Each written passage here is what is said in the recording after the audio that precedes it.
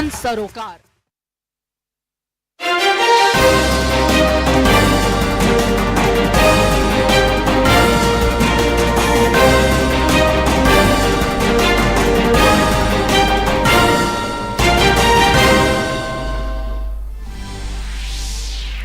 अरुणाचल प्रदेश दौरे पर पहुंचे केंद्रीय गृह मंत्री अमित शाह ने अंजाव जिले के सीमावर्ती गांव किबिथू में वाइब्रेंट विलेज प्रोग्राम का किया शुभारंभ। स्वर्ण जयंती सीमा प्रकाश कार्यक्रम के तहत निर्मित अरुणाचल प्रदेश की 9 माइक्रो हाइडल परियोजनाओं का भी उद्घाटन किया। कहा, जमीन हथियाने का जमाना अब गया।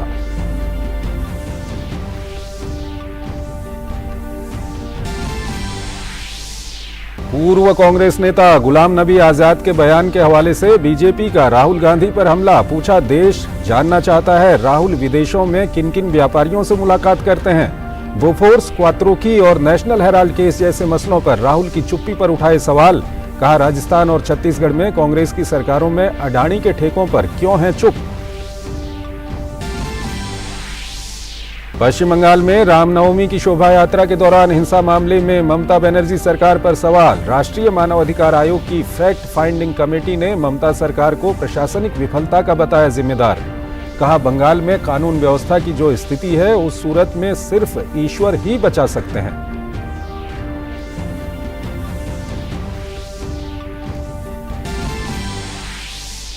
देश के कुछ राज्यों में सांप्रदायिक हिंसा के बाद सतर्कता बढ़ी। झारखंड के जमशेदपुर में पुलिस और आरपीएफ ने किया फ्लैग मार्च।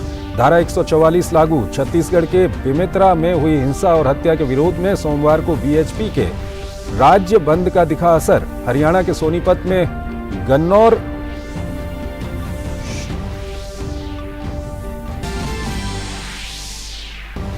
अग्निपथ योजना पर लगी देश की सर्वोच्च अदालत की मुहर। सुप्रीम कोर्ट ने योजना को चुनौती देने वाली याचिकाओं को किया खारिज। दिल्ली हाईकोर्ट के फैसले पर मुहर। कहा, सार्वजनिक हित अन्य विचारों से अधिक अहम। योजना से पहले रक्षा भर्ती प्रक्रिया में चयनित हो चुके उम्मीदवारों को नियुक्ति का अधिकार नहीं।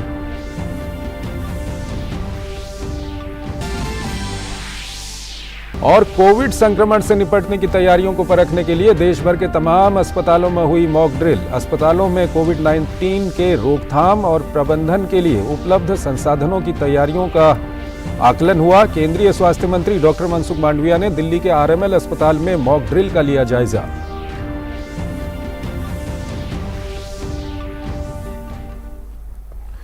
नमस्कार, डीडी न्यूज में आपका स्वागत है। मैं हूं चंद्रशेखर जोशी और आइए अब खबरों को विस्तार से देखते हैं। देश के सीमावर्ती गांवों को और मजबूत बनाने की दिशा में मोदी सरकार ने वाइब्रेंट विलेज प्रोग्राम शुरू किया था। अरुणाचल प्रदेश दौरे पर पहुंचे केंद्रीय गृह मंत्री अमित शाह अंजाव जिले के सीमावर्ती गांव किबिथू में वाइब्रेंट विलेज प्रोग्राम का शुभारंभ उन्होंने किया। साथ ही स्वर्ण जयंती सीमा प्रकाश कार्यक्रम के तहत निर्मित अरुणाचल प्रदेश की 9 माइक्रो हाइडल परियोजनाओं का भी उद्घाटन किया। इस मौके पर अमित शाह ने दुश्मन को सीधा ललकारा और कहा कि जमीन हथियाने का जमाना अब गया।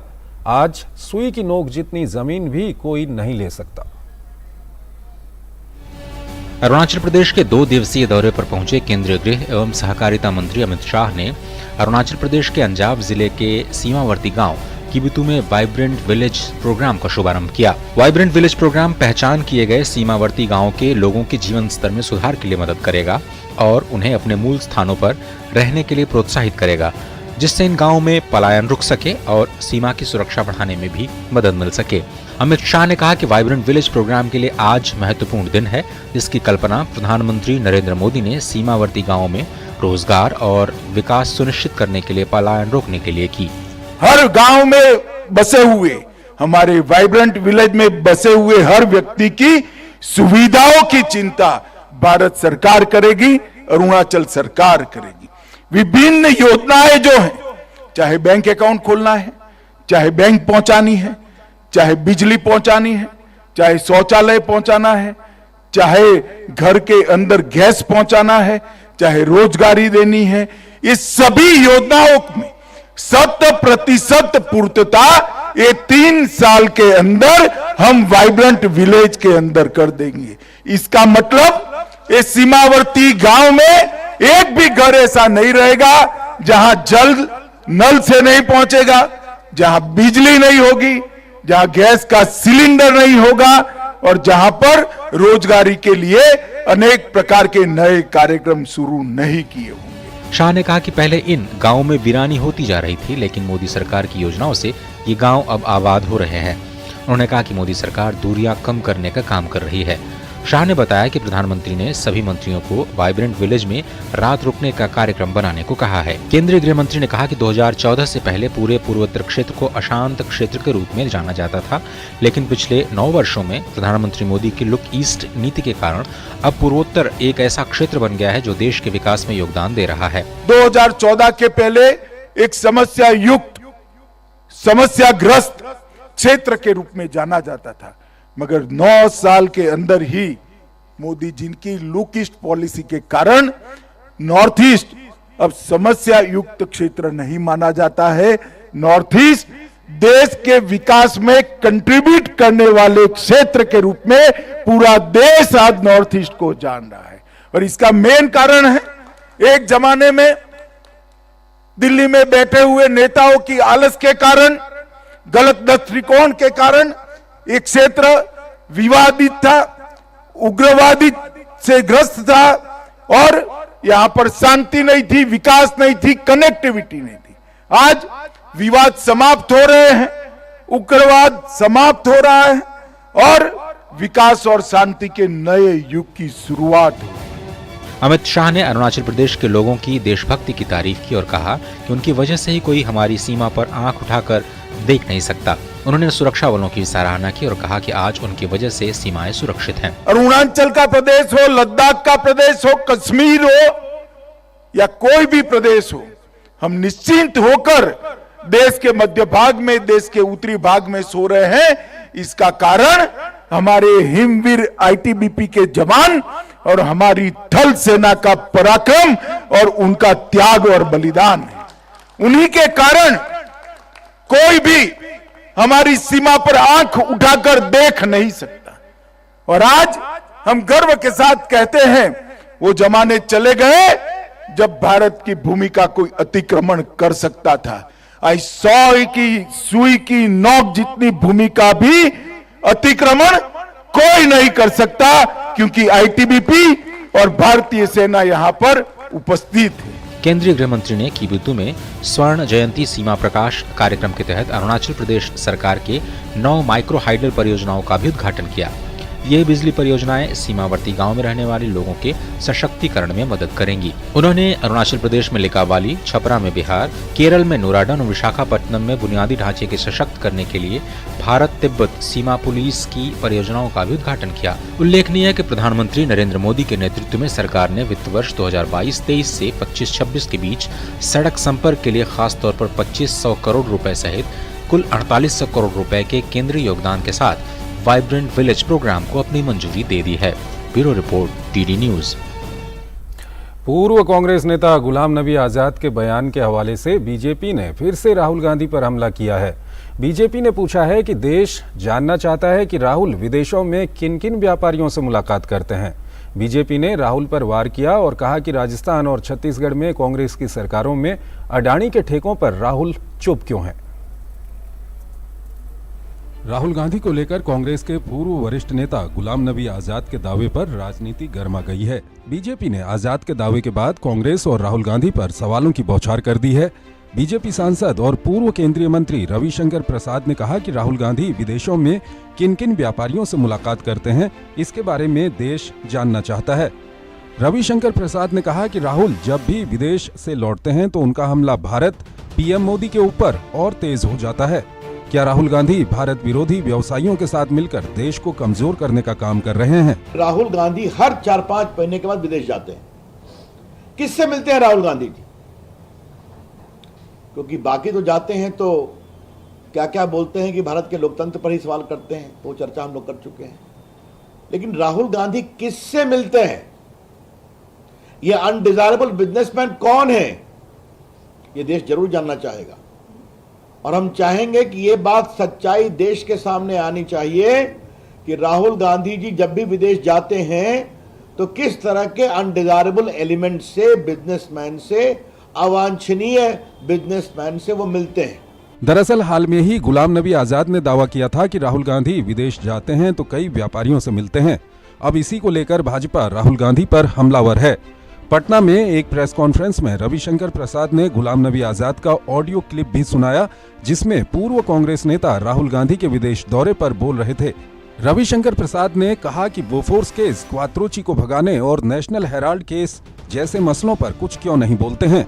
राहुल गांधी ने आज तक बोफोर्स के खिलाफ कुछ कहा? आज तक कोतरोकी को कैसे भगाया गया हिंदुस्तान से, और कोर्ट के आदेश के बावजूद तत्कालीन कानून मंत्री हंसराज भारद्वाज ने अपने लॉ अफसर को भेजकर लंदन में जो उनका डील का मनी छुड़वाया बैंक से जो सीज था, इस पर कुछ कहा? 5,000 करोड़ की संपत्ति जो नेशनल हेराल्ड ट्रस्ट की थी, उसको उन्होंने फैमिली ट्रस्ट बना करके ले लिया और उनका सब लोन माफ कर दिया कांग्रेस पार्टी की। और आज उनकी और उनकी माता जी का 76% उसमें स्टेक है। उस पर क्रिमिनल केस चल रहा है, बेल नहीं मिला उनको। इस पर उनको क्या कहना है? रविशंकर प्रसाद ने कहा कि राहुल बार बार अडानी का नाम लेते हैं, लेकिन अडानी ने राजस्थान और छत्तीसगढ़ में कांग्रेस की सरकारों में बड़ा ठेका लिया है। इस पर राहुल गांधी की चुप्पी क्यों है? राहुल गांधी जवाब दें। 65,000 करोड़ रुपए का पूंजी निवेश अडानी आपकी सरकार राजस्थान में कर रहे हैं कि नहीं, जहां अशोक गहलोत जी मुख्यमंत्री हैं? अडानी का पोर्ट बन रहा है कि नहीं केरला में, जिसको कांग्रेस पार्टी ने ओके किया और आज सीपीएम सीपीआई की सरकार उसको एग्जीक्यूट करवा रही है। अडानी को कोयला खदान का एक्सपेंशन छत्तीसगढ़ की कांग्रेस सरकार ने दिया या नहीं दिया? बंगाल में भी 15,000 करोड़ का पूंजी निवेश हो रहा है। तो राहुल गांधी कुछ नहीं बोलते हैं इस पर, आज तक जवाब नहीं देते हैं। रविशंकर प्रसाद ने बिहार के मुख्यमंत्री नीतीश कुमार को भी नसीहत दी और कहा कि उनके गृह जिले नालंदा सासाराम में अभी तक तनाव है, वहां लोग परेशान हैं, लेकिन वो इफ्तार में लगे हैं। कि शोभा यात्रा भी निकले, ताजिया भी निकले, मुहर्रम भी निकले, नवरात्रि भी हो, शिवरात्रि भी हो, क्योंकि हिंदुस्तान की बगिया में कई फूल हैं, तो हर फूल को अपनी आस्था को मनाने का अधिकार है, वो अवसर मिलना चाहिए और आपको सुरक्षा भी देनी चाहिए। क्या संदेश दे रहे हैं आप कि आपके गृह जिला नालंदा या सासाराम में अभी तक तनाव है, लोग परेशान हैं, तो आप इफ्तार करिए, अभी आपका अधिकार है। गौरतलब है कि रामनवमी के दौरान बिहार के कई इलाकों में जमकर बवाल हुआ था। इसको लेकर बिहार की राजनीति लगातार गर्म है। बिहार सरकार विपक्ष के निशाने पर है और हालात को न संभाल पाने के लिए नीतीश पर हमलावर है। शैलेंद्र मिश्रा के साथ ब्यूरो रिपोर्ट, डीडी न्यूज। पश्चिम बंगाल में रामनवमी की शोभा यात्रा के दौरान हिंसा मामले में ममता बनर्जी सरकार पर सवाल लगातार उठ रहे हैं। राष्ट्रीय मानवाधिकार आयोग की फैक्ट फाइंडिंग कमेटी ने ममता सरकार को प्रशासनिक विफलता का जिम्मेदार बताया और कहा, बंगाल में कानून व्यवस्था की जो स्थिति है, उस सूरत में सिर्फ ईश्वर ही बचा सकते हैं। वहीं देश के कुछ राज्यों में सांप्रदायिक हिंसा के बाद सतर्कता बढ़ी है। पश्चिम बंगाल में रामनवमी की शोभा यात्रा के दौरान हिंसा के बाद ममता बनर्जी सरकार पर सवाल उठ रहे हैं। अब राष्ट्रीय मानवाधिकार आयोग की फैक्ट फाइंडिंग कमेटी ने ममता बनर्जी सरकार को कटघरे में खड़ा किया है। कमेटी के अध्यक्ष retired justice L Narasimha Reddy ने ममता बनर्जी सरकार को प्रशासनिक विफलता का जिम्मेदार बताया है। उन्होंने कहा कि बंगाल में कानून व्यवस्था की जो स्थिति है, उस सूरत में सिर्फ ईश्वर ही बचा सकते हैं। Mostly in relation to the disturbances and incidents that have taken place during the Ram Navami celebrations. We have seen the nature of violence, nature of attack, and what is more worrying is the occurrence of these type of instances is not alone in West Bengal. Various places it also take place. Police did not take any steps to prevent it. On the other hand, we have seen, and from the experience of the people also, that police either was mute spectator और वो रहने से वो जो लोग दंगा कर रहे थे उनको हिम्मत आया कि ये पुलिस वाले जब तक यहाँ हमको कुछ नहीं होगा, हम उसको अटैक कर सकते हैं। फैक्ट फाइंडिंग टीम की एक महिला सदस्य का कहना है कि क्या बंगाल सरकार जनता के बारे में कुछ नहीं सोचती। आज तो यही रोक दिया गया है और हमें दुख की बात है, देखिए कितना डिस्टर्बेंस हो रहा है पब्लिक को। क्या बंगाल सरकार अपनी पब्लिक के बारे में कुछ नहीं सोचती। हम जरूर बात करेंगे और हम कहीं ना कहीं से हम उम्मीद करते हैं। बीते हफ्ते जब एनएचआरसी की टीम पश्चिम बंगाल में हुई हिंसा की जांच करने हुगली पहुंची, तो पुलिस ने उसे आगे बढ़ने से रोक दिया था। इस बीच देश के कुछ राज्यों में सांप्रदायिक हिंसा की खबरों के बाद प्रशासन अलर्ट है। छत्तीसगढ़ के बेमेतरा में हुई हिंसा व हिंदू युवक की हत्या के विरोध में सोमवार को बीएचपी ने राज्य में बंद रखा। झारखंड के जमशेदपुर के कदमा थाना क्षेत्र के शास्त्री नगर में स्थिति तनावपूर्ण है। सोमवार सुबह पुलिस और आरपीएफ ने इलाके में फ्लैग मार्च किया। प्रशासन ने स्थिति पर नियंत्रण का दावा करते हुए पूरे क्षेत्र में धारा 144 लगाते हुए मोबाइल इंटरनेट सेवा पर अस्थायी प्रतिबंध लगा दिया। दो समुदायों में तनाव की शुरुआत शनिवार को हुई थी। उस दिन एक घटना के बाद दो समुदायों के बीच पथराव शुरू हो गया था और कई वाहनों में आग लगा दी गई थी।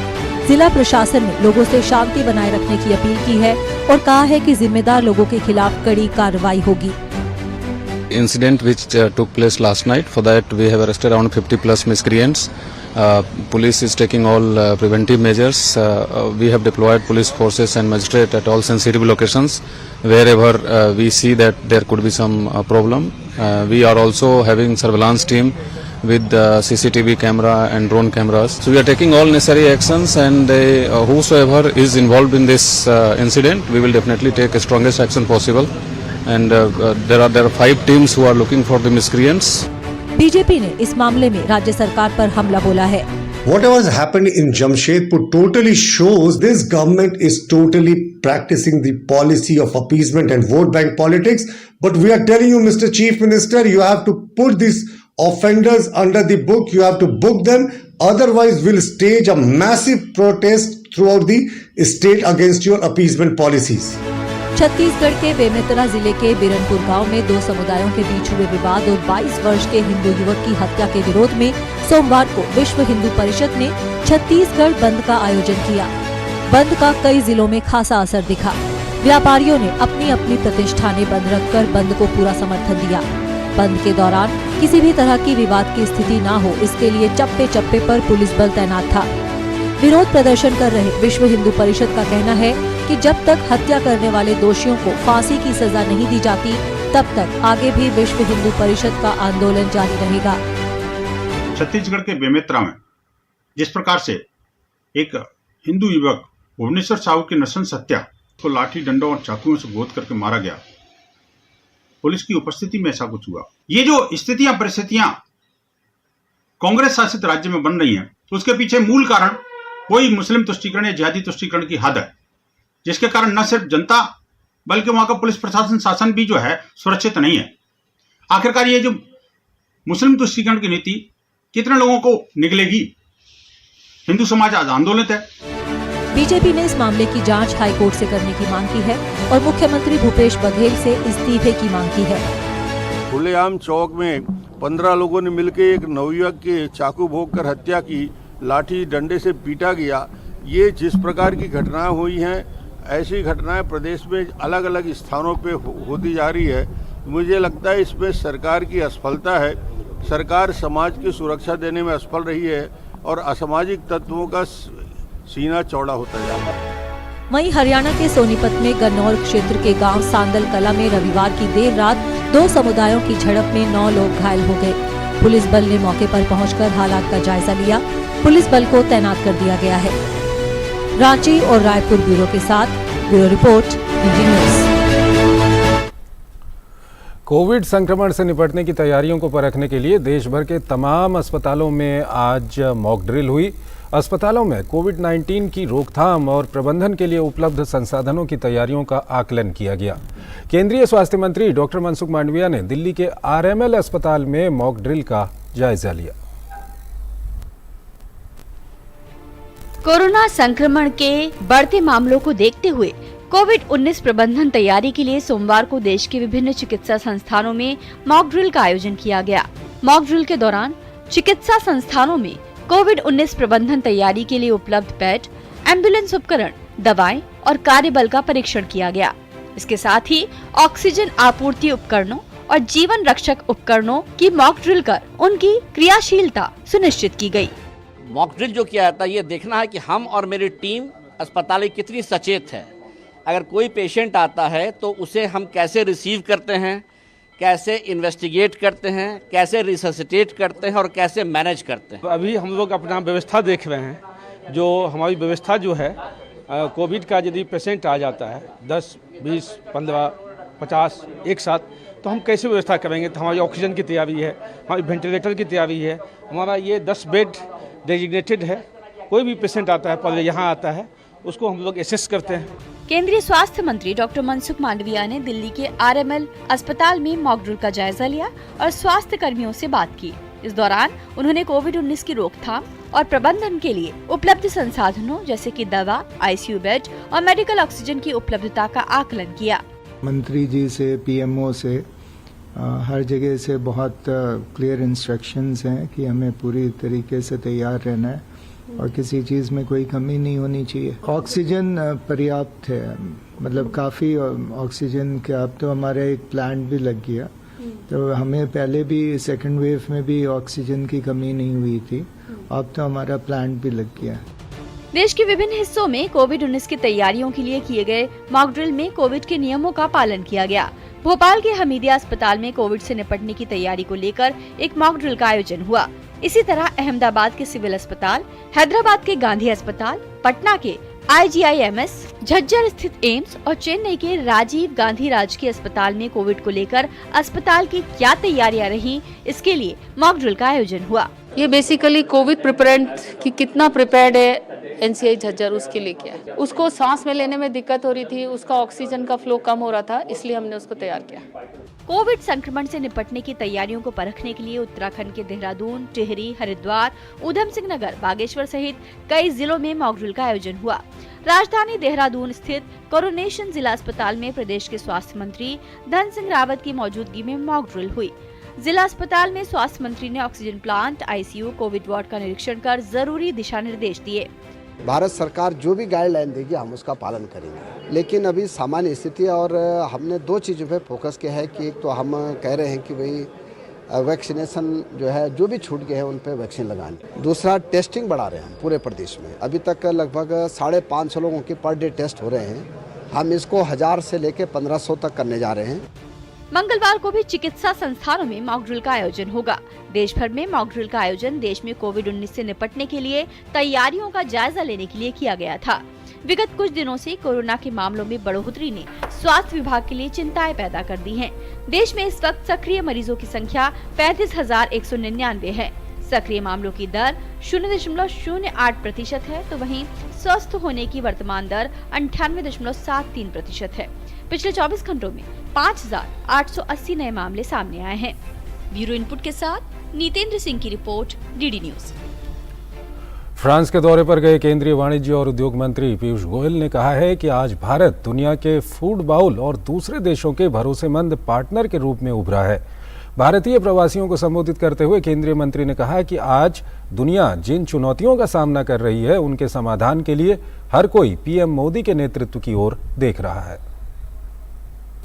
This year, we are celebrating 25 years of our partnership with Paris, with France, but 75 years of India's independence, Azadi Ka Amrit Mahotsav. While it's a great moment to reflect on all the good things that we've achieved in 75 years, it's a great moment to celebrate our successes, our hits, our achievements, but it's also an opportunity for each one of us to reflect on new ideas, to reflect on how we wish to see India in the next 25 years, next 50 years as we go forward. सूरत में G20 के तहत महिलाओं के लिए sari walkathon का आयोजन किया गया। इस पहल का उद्देश्य महिलाओं में फिटनेस के प्रति जागरूकता पैदा करना और महिलाओं को फिट रहने के लिए प्रेरित करना भी है। साड़ी भारतीय महिला की अनूठी पहचान है और भारत दुनिया भर में विभिन्न प्रकार के कपड़े और साड़ी की बुनाई के लिए प्रसिद्ध है और सूरत शहर भारत का कपड़ा केंद्र है। भारत के गौरव और संस्कृति की प्रतीक साड़ी में अलग अलग राज्यों की महिलाओं ने भाग लिया।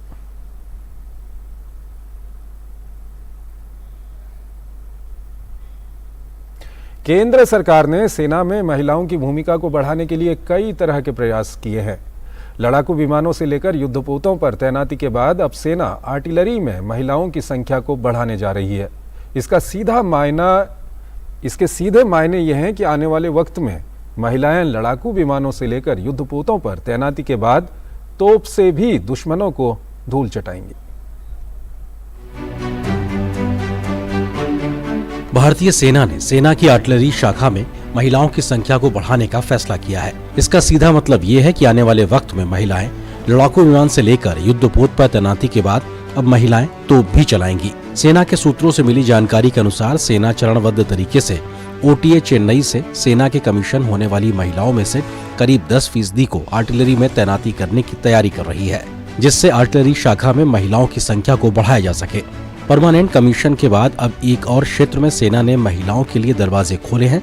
अब महिला अधिकारियों को भारतीय सेना के सबसे महत्वपूर्ण अंगों में से एक आर्टिलरी में शामिल किया जाएगा, जिसका मतलब है कि आने वाले समय में महिलाएं ऑफिसर्स के हाथों में बोफोर्स, होवित्जर, K9 वज्र जैसी तोपों की कमान होगी। इस समय आर्टिलरी में लगभग 300 रेजिमेंट और लगभग 5000 अधिकारी हैं और भारतीय सेना के इस कदम को सेना को जेंडर न्यूट्रल बनाने की दिशा में देखा जा रहा है। जहाँ तक की काबिलियत का सवाल है, किसी की भी कोई कमी नहीं है। जहाँ तक उनके दिलचस्पी का सवाल है, उसमें भी कोई कमी नहीं है। उनके सोच और उनका जो खुद का मैं कहूँगा मनोबल है, हमेशा ऊंचा रहता है। तो ये सोचना कि वो क्योंकि विमेन ऑफिसर्स हैं और मेल ऑफिसर्स के साथ सपोर्टिंग हम है, वो कोई फ्रंट लाइन में नहीं है, लेकिन फ्रंट लाइन में बहुत आगे है। गन पोजीशन ऑफिसर्स बनेंगे और पूरा भाग लेंगे।